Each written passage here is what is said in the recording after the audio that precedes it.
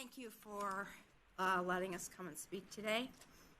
I am Cheryl Maranto. I co-lead North Shore Fair Maps. It's a nonpartisan group of citizens working to educate ourselves and our neighbors about the intricacies of the infinitely fascinating topic of redistricting.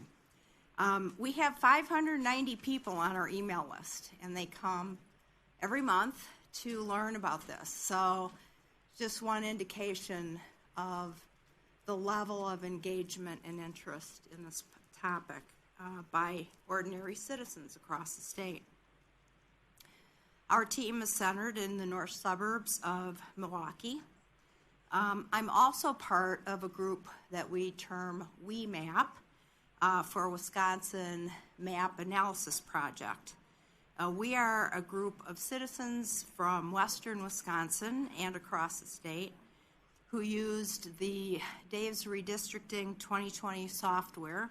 It's a free districting software that's available online to analyze the SB 261 map and all 30 statewide assembly maps that have been submitted by people across the state to either the People's Maps Commission site, the Draw Your District website, or the Dave's Redistricting site.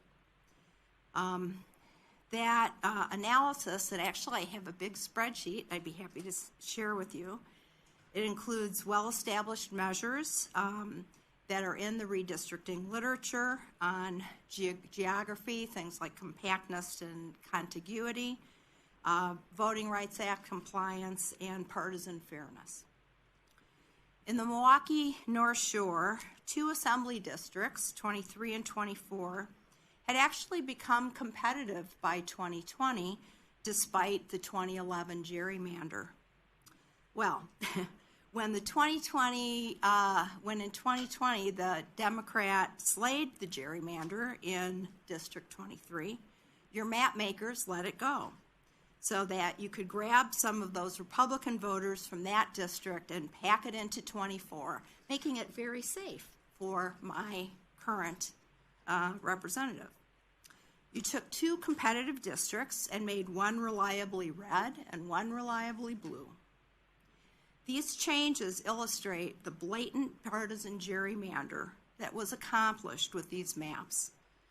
WeMap's analysis found that the SB 261 map achieved the worst partisan fairness scores of all 30 maps that were submitted to these websites.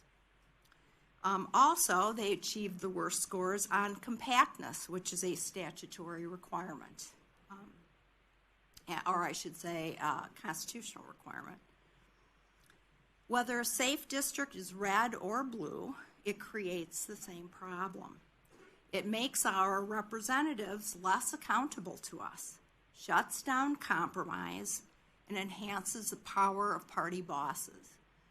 Earlier, someone spoke about the cynicism that people have toward politicians. There is a reason for it. We feel like no matter what we do, we are not heard, we are not respected, we are not listened to. It's why our communities so often do not get what they need. We know what it's like to have our voices ignored in uncompetitive districts. We have lived it for 10 years. We do not seek partisan advantage. We just want a level playing field that allows for the competition of ideas to inform the policies that impact our lives. Do the right thing and reject these grossly unfair maps. Go back to the drawing board, look at other maps that have been submitted, and please do what's best for the citizens of Wisconsin. Thank you. Thank you, Cheryl. Representative Sinicki. Thank you, Cheryl, for being here. Sure.